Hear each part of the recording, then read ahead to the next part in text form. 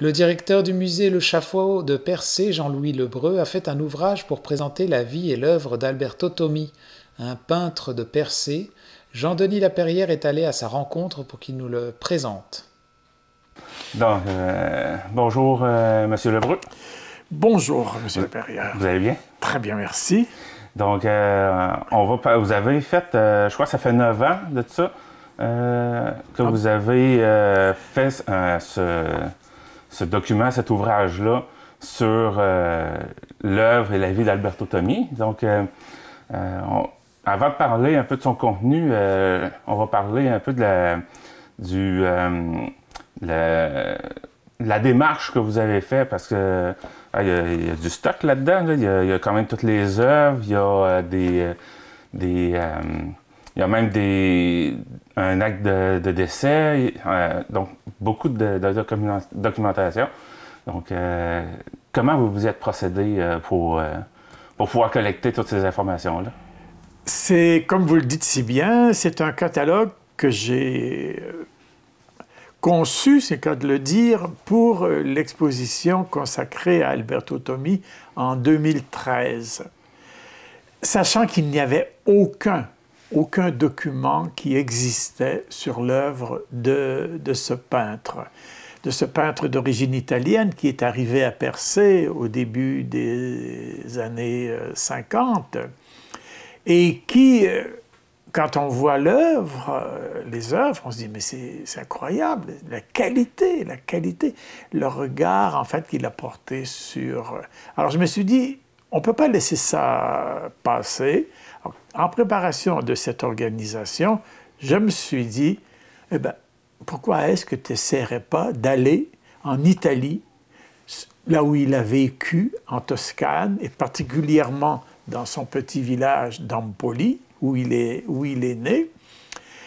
Et finalement, le cas de le dire, de fil en aiguille, ma conjointe parlant couramment italien, ayant elle-même fait des études et enseigné en Italie, alors on s'est dit, bon, c'est déjà... Et puis une fois en Italie, depuis Florence, comment on fait pour aller à Empoli?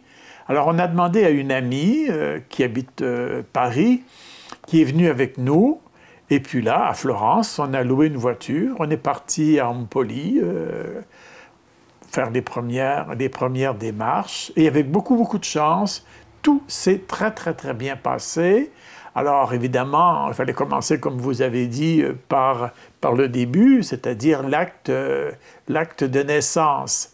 Puis on est habitué à une Italie où tout est très lent, ah non, ah bon, ben, il faut revenir demain, tout ça. Mais là, au miracle, en moins de 5 minutes, la préposée a trouvé l'acte de naissance.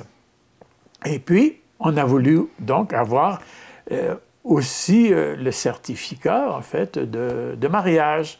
Alors, on s'est présenté à l'hôtel de ville, et là aussi, donc, on a eu le document que l'on souhaitait, indispensable pour la rédaction, en fait, d'un document sérieux et tout cela.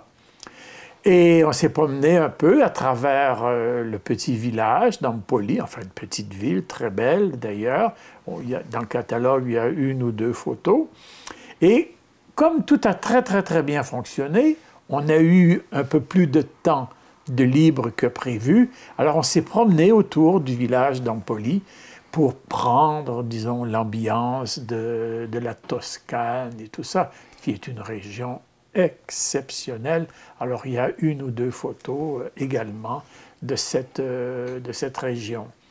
Et comme je disais, bon, on avait dans les collections du musée déjà et auprès de certains collectionneurs des œuvres d'Alberto Tommi.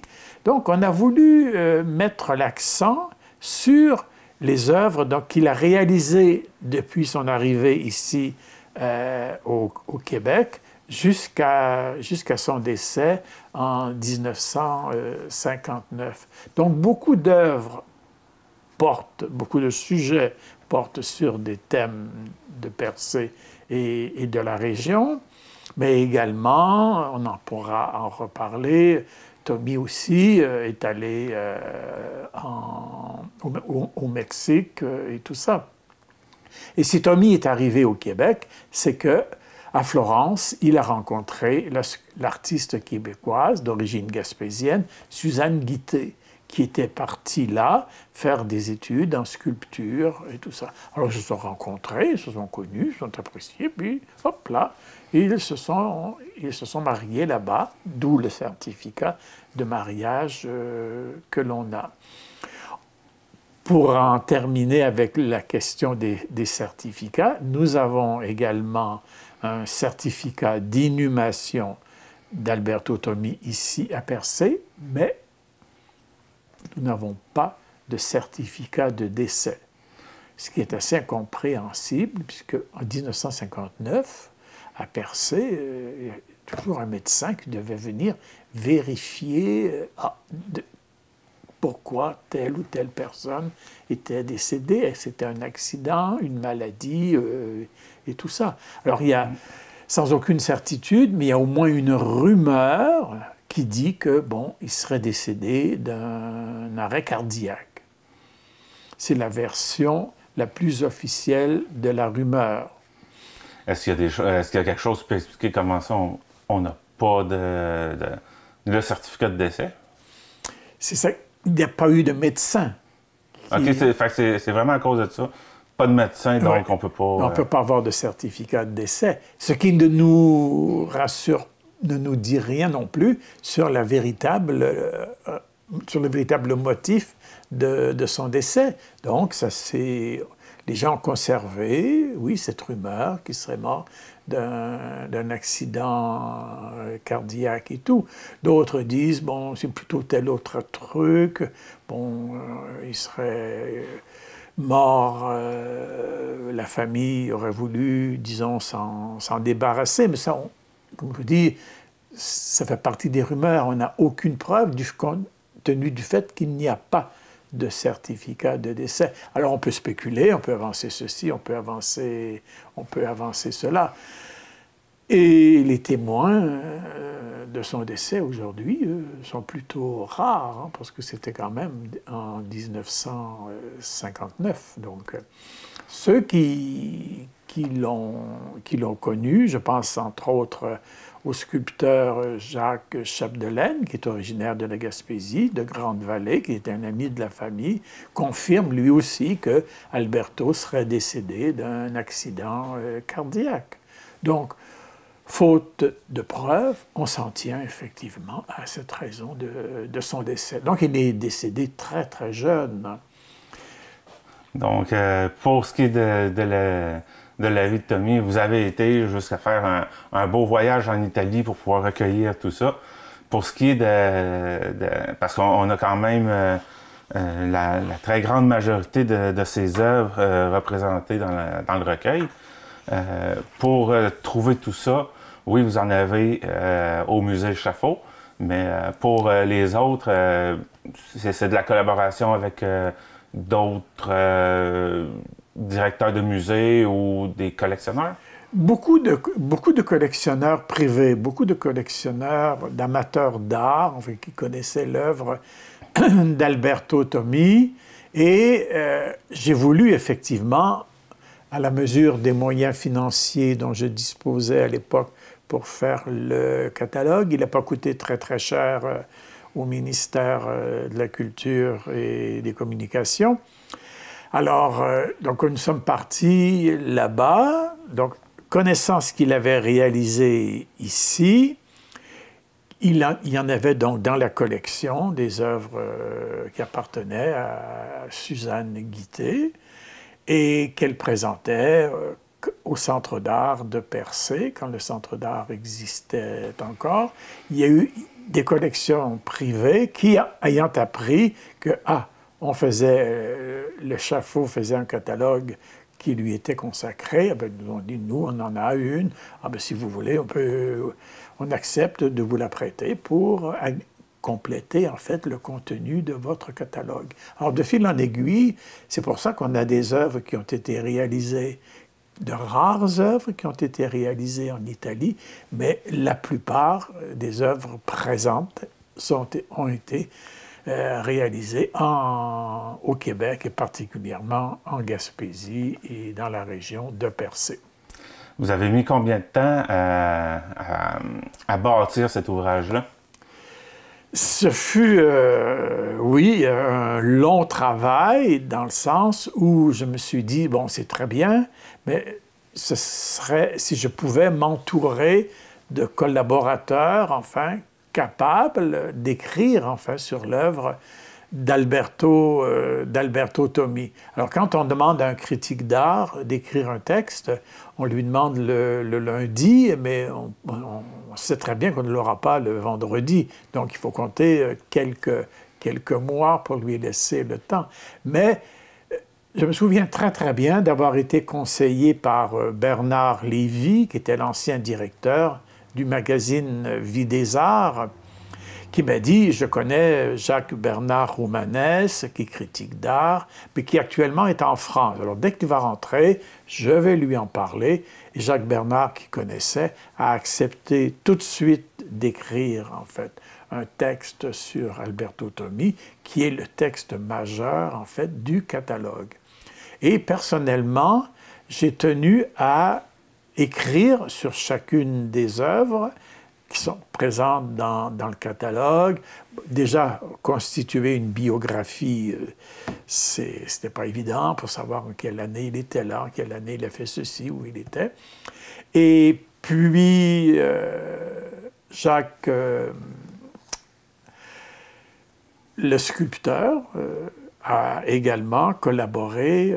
Alors, le temps de mettre tout ça ensemble, comme l'exposition avait lieu en 2013, c'est en 2010, en fait, que j'ai vraiment commencé sérieusement à me dire, bon, il faut aller là-bas, c'est élémentaire. Et puis, comme tout allait très, très bien, alors on s'est dit, ben voilà, on est en bonne route pour faire le catalogue, qui est le seul ouvrage qui existe au monde consacré à l'œuvre d'Alberto Tommi. Même dans son pays natal, il n'y a rien. Rien. Donc, 3 ans pour faire ça. Vous avez parlé de collaborateurs qui ont écrit des textes dedans. Combien de personnes environ ont collaboré avec vous pour ça? Bien, à coup sûr, il y a Jacques-Bernard Roumanès, et puis il y a Jacques Chapdelaine, qui a très, très, très bien connu Alberto et tout ça. Et les autres textes, en fait, sont de moi. Donc, voilà. C'est les trois auteurs principaux. Oui. Et moi, j'ai écrit un avis au lecteur et tout ça, une préface. Et puis, j'ai choisi 3 ou 4 œuvres qui me paraissaient, tout ça est très, je dirais, subjectif, plus importante, en tout cas, représentative, que j'ai choisi et sur lesquels j'ai écrit un plus long texte pour une sorte de brève étude, en fait, pour montrer au lecteur, en fait, l'importance, en fait, de ces œuvres. J'aurais pu le faire pour chacune des œuvres, mais à ce moment-là, je ne suis pas sûr que le catalogue, aujourd'hui, serait encore terminé. Il a fallu savoir se limiter. Oui, bien, je pense que c'est une centaine d'œuvres.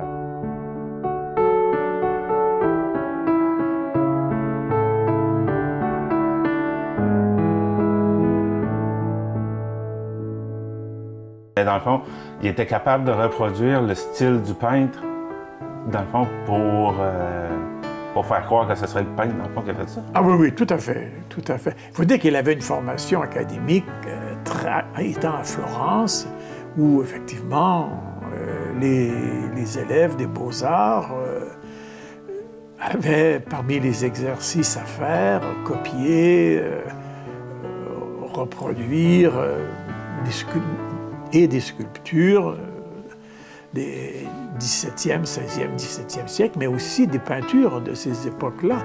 Donc, il avait une formation en art, aussi bien en création qu'en copiste. Donc,